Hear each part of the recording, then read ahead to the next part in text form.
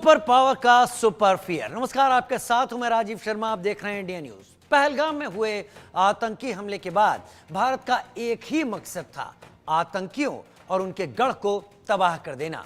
Operation सिंदूर ने भारत के लक्ष्य को सफलतापूर्वक पूरा भी किया।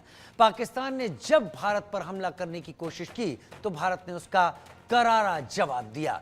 भारत के जवाबी हमले से पाकिस्तान बिलबिला उठा। परमाणु बम की रट लगाए पाकिस्तान के परमाणु ठिकानों को भी नुकसान पहुंचने की खबर है।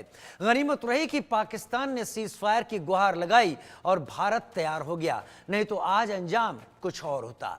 अमेरिकी राष्ट्रपति डोनाल्ड ट्रंप को भी इसका अंदाजा हो गया था कि अगर भारत और पाकिस्तान में पूर्ण युद्ध होता तो पूरी दुनिया इसकी चपेट में आती, अमेरिका को भी भारी नुकसान उठाना पड़ता। अभी दोबारा राष्ट्रपति बने ट्रंप इस कल्पना से ही हिल गए कि ट्रंप ने यह दिखाने की इस बीच कोशिश की कि भारत पाक के बीच सीज फायर अमेरिका की वजहों से हुआ। ये भी कह रहे हैं कि ट्रेड बंद करने की धमकी के बाद भारत सीज फायर के लिए तैयार हुआ, लेकिन सच्चाई इसके बिल्कुल उलट है। सीज फायर में अमेरिका की कोई भूमिका नहीं है और ना ही उससे ऑपरेशन सिंदूर के बाद व्यापार को लेकर कोई बात हुई।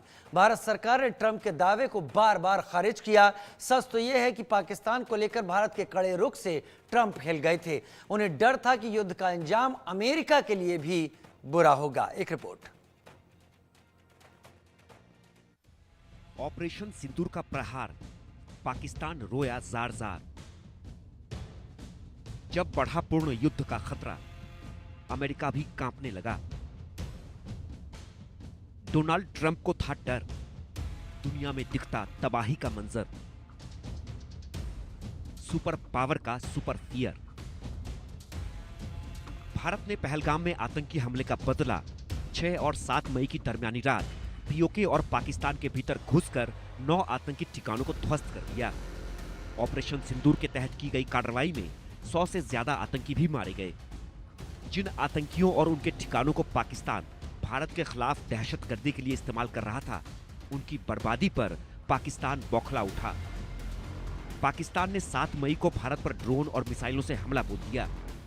भारत के कई सैन्य ठिकानों को निशाना बनाने की पूरी कोशिश की, लेकिन भारतीय सेना ने पाकिस्तान को मुंहतोड़ जवाब दिया।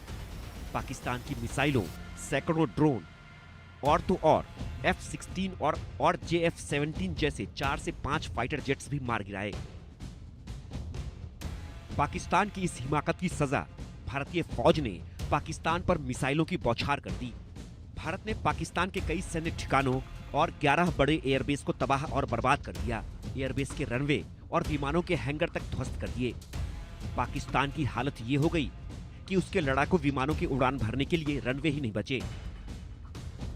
भारत के ताबड़तोड़ हमलों से पाकिस्तान को सांप सूंघ गया। शहबाज और मुनीर की सेना की सांसें फूल गईं। खुद को तबाह और बर्बाद होता देख पाकिस्तान सीज फायर के लिए चिल्ला उठा। भारत ने युद्ध नहीं छेड़ा था, बल्कि पाकिस्तान की नापाक हरकत का जवाब भर दिया था। इसलिए भारत ने पाकिस्तान के सीज फायर के प्रस्ताव को मान लिया, लेकिन अपनी शर्तों के साथ। ये तनाव भारत और पाकिस्तान के बीच था। 3 दिन के बाद यानी 10 मई को ही पाकिस्तान ने घुटने टेक दिए। लेकिन सीज फायर से ठीक पहले एक नाटकीय घटनाक्रम भी हुआ। अमेरिकी राष्ट्रपति डोनाल्ड ट्रंप ने भारत और पाकिस्तान के बीच सीज फायर का क्रेडिट लेने की भरपूर कोशिश की। सीज फायर की घोषणा से ठीक आधे घंटे पहले उन्होंने सोशल मीडिया ट्रुथ पर पोस्ट किया।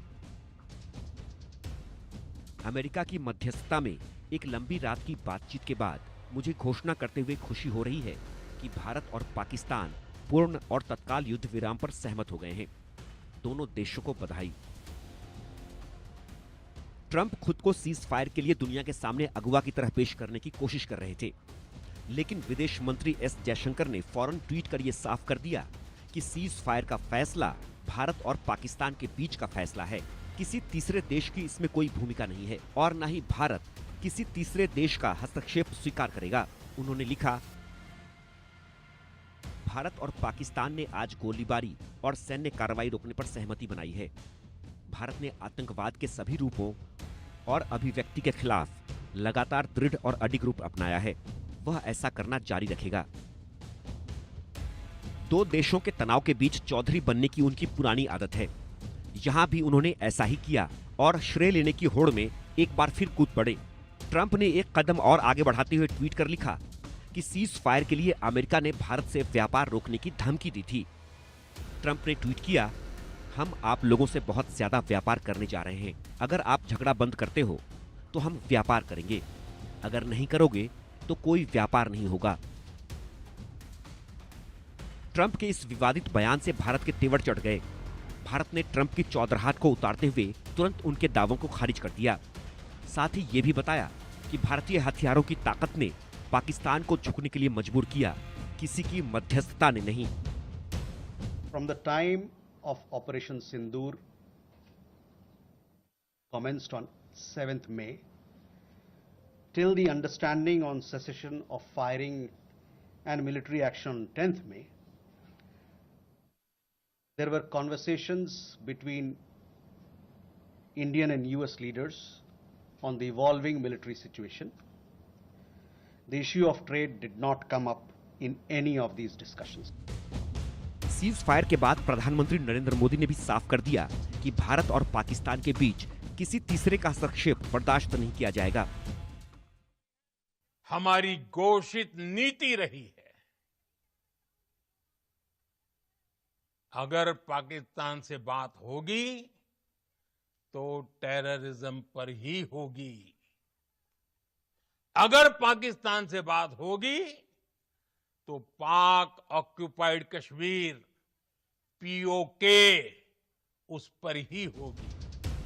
अमेरिका के भारत पाकिस्तान के बीच सीज फायर का श्रेय लेने के पीछे सुपर पावर का सुपर फियर छिपा है।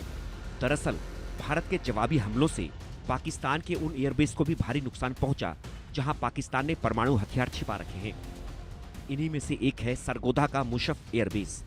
कहा तो यह भी जा रहा है कि भारत के हमले से सरगोधा एयरबेस के पास किनारा हिल्स, जहां पाकिस्तान ने परमाणु बम छिपा रखा है, उसमें रिसाव शुरू हो चुका है। परमाणु रिसाव को रोकने के लिए पहुंची अमेरिकी टीम से जब पूछा गया तो उन्होंने चुप्पी साध ली। Has US sent a team to Islamabad or Pakistan following the reports that there have been leaks of nuclear radiation in some of the secure Pakistani sites? I have nothing to preview on that at this time. I have one more question. Sorry. Follow up. Thank you. I think that's Thank you, enough. Tommy. Bharat के भीषण हमले से America बुरी तरह से घबरा गया। उसे महसूस हो गया कि भारत को पाकिस्तान में छिपाए गए परमाणु ठिकानों की पूरी जानकारी है। अगर भारत और पाकिस्तान के बीच पूर्ण युद्ध शुरू हो गया तो दुनिया में तबाही मच जाएगी। युद्ध की चपेट में पूरी दुनिया आ जाएगी। इसका असर अमेरिका पर भी पड़ेगा। अमेरिका की अर्थव्यवस्था को भी तगड़ा झटका लगेगा। ट्रंप अभी अभी राष्ट्रपति बने हैं। उन्हें डर था कि अमेरिका की इकोनॉमी चौपट हुई तो उनकी कुर्सी डगमगा सकती है। बहरहाल भारत के बार बार ट्रंप के दावों को खारिज करने के बाद भी ट्रंप का सुप्रीम लीडर बनने का बुखार उतरा नहीं है। सऊदी अरब की यात्रा पर गए ट्रंप अभी भी भारत पाक के बीच सीज फायर का क्रेडिट लेने में लगे हैं। Bureau report, India news. दो खास मेहमान हमारे साथ इस वक्त चर्चा में जुड़ गए हैं। ब्रिगेडियर रिटायर्ड विनोद दत्ता मेरे साथ रक्षा विशेषज्ञ, डिफेंस एक्सपर्ट के तौर पर जुड़ गए हैं, और सुहेल काजमी सीनियर जर्नलिस्ट के तौर पर मेरे साथ इस वक्त जुड़ गए हैं। सबसे पहले ब्रिगेडियर विनोद दत्ता, मैं आपका रुख यहां पर कर लेता हूं। इस पूरे तनाव के बीच में जो हालात पैदा हुए, मैं भारत पाकिस्तान को अभी अलग करता हूं। मेरा सवाल यह है कि अमेरिका का डर कहें या परेशानी, आखिर क्या था भारत पाक तनाव के बीच में? देखिए, अमेरिका की जो फितरत है उसको थोड़ा सा आपको पहचानना पड़ेगा कि अमेरिका का हमेशा पाकिस्तान के लिए एक सॉफ्ट कॉर्नर रहा है और अभी भी है। भारत और अमेरिका की जो नजदीकियां आई हैं, हम लोग दो एस्ट्रेंज डेमोक्रेसीज थी, बिल्कुल विभिन्न डेमोक्रेसीज थी। वो सबसे पुरानी डेमोक्रेसी है, हम सबसे बड़ी जमहूरियत है। तो इन सब चीजों को ध्यान में रखते हुए अमेरिका भारत के नजदीक, जब ये ट्विन टावर्स पे अटैक हुआ उसके बाद आया, जब उसने टेररिज्म की जो रेसिपी थी या उसका जो दंश था उसको झेला। उसके बाद भारत ने अमेरिका ने देखा कि भारत एक ऐसी पावर है, रीजनल पावर है एशिया में, और क्योंकि अब अगली वाली सदी जो एशिया की आने वाली है, तो उसने देखा कि चाइना जो एक बड़ी फॉर्मेडेबल पावर बनती जा रही है, तो वो केवल अमेरिका के काबू आने वाली नहीं है। इसीलिए उसने उन देशों का चुनाव किया जो एक अपवर्ड ट्रेंड या अपवर्ड ट्रेजेक्टरी में जा रही थी और भारत उनमें से एक था। तो भारत के साथ उसने अपने जो रिश्ते थे उनको मधुर और प्रगाढ़ किया। तीसरी चीज ये है कि साहब उनको जो भारत से बिजनेस मिलता है, क्योंकि सबसे ज्यादा बिजनेस अगर आजकल कहीं है तो वो है डिफेंस की जो बिग टिकट कॉन्ट्रैक्ट्स होते हैं। इन सब चीजों को मद्देनजर भारत ने अपने यूएसए से रिश्ते संभाले, क्योंकि रशिया जिस तरह से भारत से थोड़ा सा दूर होता जा रहा था और अमेरिका की नजदीकियां भी रशिया को हमसे दूर ले जा रही थी। तो पाकिस्तान के लिए जो ये सॉफ्ट कॉर्नर अमेरिका का है वो रहेगा, क्योंकि अमेरिका नहीं चाहता कि वो उसका जो फुटहोल्ड है, क्योंकि वो वेस्ट एशिया को अगर पाकिस्तान में रहता है तो वेस्ट एशिया को वो अपना वर्चस्व दिखा सकता है। भारत एक ऐसा देश है, कई बार भारत ने अमेरिका को स्नब किया है, उसको बड़े कड़े शब्दों में और बड़े वाजिब शब्दों में ये कह दिया है। उसने कई बार पहले भी हस्तक्षेप करने की कोशिश की थी कि साहब मैं कश्मीर का मुद्दा हल कर दूंगा, 370 आप मत लगाइए। भारत ने बिल्कुल साफ और बिल्कुल स्पष्ट शब्दों में कह दिया था कि हमारा बायलैटरल इशू है, हम कर लेंगे। उसने S-400 सिस्टम जब हमने खरीदना था तो उसने किया था कि मैं काटसा लगा दूंगा। तो भारत ने कह दिया था कि रशिया के साथ तो डील होगी और बिल्कुल होगी, और आपका जो थर्ड सिस्टम है वो हमें नहीं चाहिए। तो अमेरिका भी जानता है कि किस तरह की टफ टॉकिंग भारत कर सकता है, लेकिन हाँ, ये जिस तरह के हालात अभी इंडिया पाकिस्तान के दरमियान थे, वो ये दर्शाते हैं कि मतलब दोनों देश काफी न्यूक्लियर ट्रिगर की तरफ पहुंच रहे थे। मैं ये नहीं कहूंगा कि न्यूक्लियर स्ट्राइक हो सकती थी, क्योंकि देखिए जब पाकिस्तान की इतनी बुरी हालत या इतनी बुरी शिकस्त कहीं होती, क्योंकि वहां जो पावर सेंटर है वो पाकिस्तानी सेना के पास है, ठीक है सर, उनके सियासी हलकारों के पास नहीं है। चलिए आप मेरे साथ बने रहिए। वैसे भी न्यूक्लियर जो एसेट्स हैं उन पर हमला होने की बात एक सिरे से इसलिए भी खारिज की जा सकती है क्योंकि दोनों देशों ने ही एक दूसरे को न्यूक्लियर एसेट्स की लिस्ट दी हुई है। इस पर बाकायदा हर साल वो लोग शेयर करते हैं भारत पाकिस्तान, और इस पर एक तरीके का एक आपसी समझौता है कि कोई भी किसी के न्यूक्लियर एसेट्स पर कभी स्ट्राइक नहीं करेगा। लेकिन सोहेल काज़मी मेरे साथ सीनियर जर्नलिस्ट के तौर पर जुड़े हुए हैं। सोहेल काज़मी, जो अभी पिछले दिनों में टेंशन हमने देखा, अमेरिका बीच में आने की बहुत कोशिश करता दिखाई पड़ता रहा, हर जगह अमेरिका के प्रेसिडेंट की तरफ से चीजें सामने आती रहीं।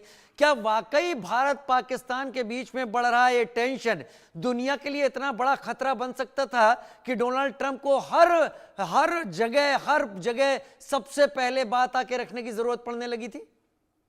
देखिए राजीव सर, अमेरिका की जो पोजीशन आज से 5 साल पहले थी वो आज वैसी पोजीशन नहीं है पूरे वर्ल्ड में, और पूरी दुनिया जानती है कि अमेरिका का रोल डिफरेंट कन्फ्लिक्ट कंट्रीज में किस तरह का रहा है। अब कोई बात करे ना करे, लेकिन अपनी सुप्रीमेसी को मेंटेन करने के लिए मीडिएट करने का जो तजवीज थी वो अमेरिका की तरफ से डोनाल्ड ट्रंप की आई पहले ट्वीट के साथ, और सेकंड ट्वीट आपने जो खुद ही रिट्वीट किया कि उसमें जब वो ट्रेड शेड की बातें कर रहा था, तो वो ये भी एक एप्रीहेंशन ये भी है कि इससे पहले, क्योंकि चाइना और पाकिस्तान जो है वो एक ही है, उसको आप अलग नजर से नहीं देख सकते हैं। दूसरा ये है कि चाइना कहीं कुछ मीडिएशन की तरफ ना बढ़े या कोई और मुल्क ना आगे बढ़े, तो अमेरिका ने पहल कर दी, और वो नोबेल पीस प्राइज की तरफ जो है ट्रंप की कोशिशें हैं, क्योंकि हर चीज उसने पाली हुई है, सेकंड टर्म भी प्रेसिडेंट की बन चुका है। वो हमेशा अपने आप को, अपनी डिग्निटी को और अपनी जो सुप्रीमेसी को मेंटेन करने के लिए वो इसमें आया। देखिए जब पहलगाम अटैक हुआ,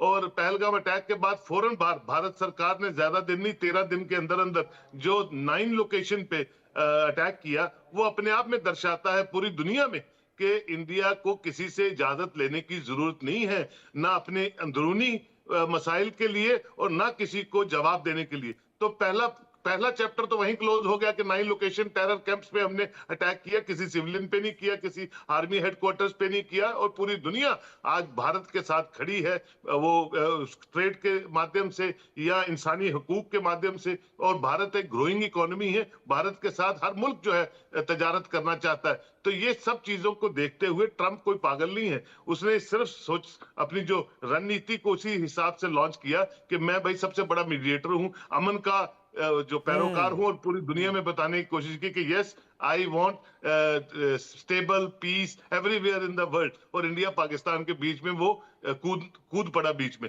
लेकिन आज भी हमारा ऑपरेशन ऑन है, आज भी प्राइम मिनिस्टर कहते हैं कि गोली चलेगी तो हम गोला चलाएंगे। आज भी हमारे बॉर्डर्स पे जो यहाँ के जहां जहां भी इन्होंने इंकर्शंस की हैं या जहां जहां भी इन्होंने रिटेलिएशन की है, वहां पे बिल्कुल हमारी आर्मी जो है बिल्कुल खड़ी है, कोई भी कटौती नहीं हुई है ट्रुप्स में। और आज भी जो सीडीएस के साथ मीटिंग हुई है, वहां भी कहा कि कोई भी एक कदम भी पाकिस्तान आगे चलेगा तो हम 10 कदम उनको अंदर जाके बताएंगे। तो ये इंडिकेट करता है कि उनके ट्वीटिंग से या उनके ट्रेड से या ये सब चीजों से कोई फर्क नहीं है, ये हमारे अपने इश्यूज हैं। और बीच में वो कश्मीर को ले आया, पाकिस्तान का सिंपथाइजर बन गया, तो वो टू वे चलता है। टू वे मतलब कि दोनों का सिंपथाइजर हूं, जहां जिसकी जरूरत पड़ेगी उसको मैं इस्तेमाल करूंगा। और वहां से वो कश्मीर इशू जो उसकी लिस्ट में नहीं है, हमें मीडिएशन की किसी भी मुमालिक की जरूरत नहीं है, क्योंकि हमारा वो अंदरूनी मसला है, आर्टिकल 370, 358 कश्मीर इशू, तो वो बीच में उसकी मीडिएशन करने की बात करता है। जो प्राइम मिनिस्टर मोदी ने नकार दिया सिरे से कि हमें किसी की मीडिएशन की जरूरत नहीं है जहां तक जम्मू कश्मीर का मसला है या कोई भी मसला है हिंदुस्तान में, तो अपने आप में दर्शाता है कि जनाब उनकी करनी और कहने और करने में बहुत फर्क होता है। सिर्फ वो ग्लोबल लीडर बने रहे, जबरदस्त अपनी सुप्रीमेसी बना के रखे, तो वो उसी पे काम करते रहते हैं।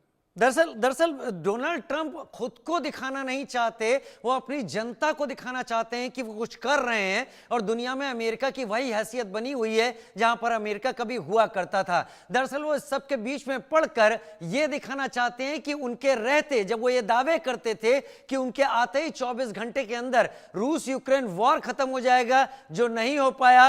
इजराइल को लगातार कहते रहे इजराइल अपनी बमबारी रोक देगा, वो भी अब तक नहीं हो पाया। लेकिन उन्होंने इस मौके का फायदा अपनी तरफ से चौधराहट दिखाते हुए करने में जरूर किया कि वो इस सब के बीच में हैं और वो ट्रेड करना चाहते हैं। हालांकि भारत ने तुरंत साफ कर दिया कि ट्रेड जैसी कोई बात हुई नहीं। लेकिन मैं आपको कुछ तस्वीरें दिखाना चाहता हूं जिस पर अब बहुत ज्यादा बात होती हुई दिखाई पड़ रही है, और यही हम आपको दिखाने की कोशिश करेंगे। यहां पर मौजूद हमारे पास एक मैप है जिस पर मैं जाऊंगा और इस मैप पर जाकर आपको दिखाने की कोशिश करूंगा कि क्या ऐसी प्रॉब्लम थी जो शायद डोनाल्ड ट्रंप को दिखी, और शायद उसके पीछे अमेरिकी थिंक टैंक वो परेशान हुआ और बहुत सारे लोग परेशान हुए। ये मैप आप देख रहे हैं, ये ठीक जगह जहां हम दिखा रहे हैं, ये पाकिस्तानी एयरफोर्स का मुशाफ एयरबेस है। इसको सरगोदा एयरबेस के नाम से भी जाना जाता है। यहां से कुल इस जगह की मैं दूरी दिखाता हूं, अगर कार से चलें तो 39 मिनट में करीब दूरी है,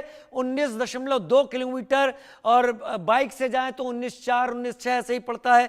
मतलब पहली बात तो यह है कि करीब 20 किलोमीटर से कम की दूरी है।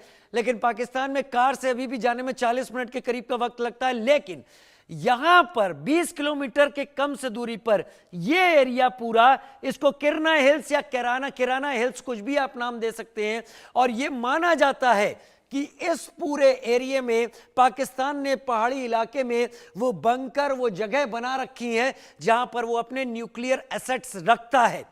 ये खबरें बहुत ज्यादा इस वक्त चर्चा में हैं। जो डिफेंस एक्सपर्ट हैं वो बात कर रहे हैं, जो अलग अलग देशों के हैं, क्योंकि ऐसी खबरें निकली कि अमेरिका की तरफ से एक खास प्लेन रावलपिंडी लैंड हुआ। रावलपिंडी इससे थोड़ा सा दूरी पे, और वहां लैंड होके एक्सपर्ट अपनी मशीनरी के साथ किरना हिल्स के आसपास पहुंचे। यहां से ये भी खबरें आई कि लोगों को यहां से हटाया गया है, और यहां जांचने के लिए क्या पहुंचे, यहां जांचने के लिए रेडिएशन पहुंचे। अब रेडिएशन कहां जांचा जाता है? वहां जहां पर न्यूक्लियर बम हो, वहां जहां पर न्यूक्लियर एसेट्स हो। तो यहां पर वो पहुंचे। दूसरा, मिस्र से एक फ्लाइट पहुंची EGY 1916, और उसमें बोरोन था। कहते हैं बोरोन का काम रेडियो एक्टिव जो स्पिल्स है, जो डिस्चार्ज है, उसको कंट्रोल करने में होता है।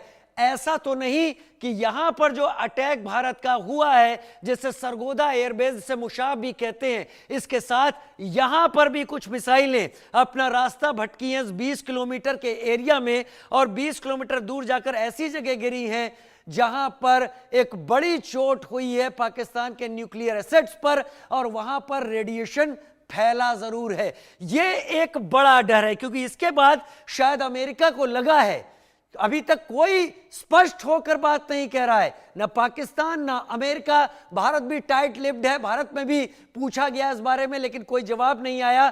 क्या अमेरिका को यह लगा कि भारत को एकदम सटीक नॉलेज है कि पाकिस्तान अपने परमाणु हथियार कहां रखता है? याद कीजिए रेल मंत्री का पाकिस्तान के बयान कि हमने अपने परमाणु हथियार भारत के लिए ही रखे हैं, वो चौकों में सजाने के लिए नहीं रखे हैं। लेकिन अगर वहीं पर कोई मिसाइल गिरती है और वहां पर रेडिएशन लीक होता है तो ये पूरा एरिया बहुत बड़े खतरे में आता है। ये दो तीन चीजें जो सामने हमने बताई जो प्लेन्स की, ये इशारा करती हैं कि कुछ तो है जो इस 20 किलोमीटर के दायरे में एक बड़ा खतरा बन गया है।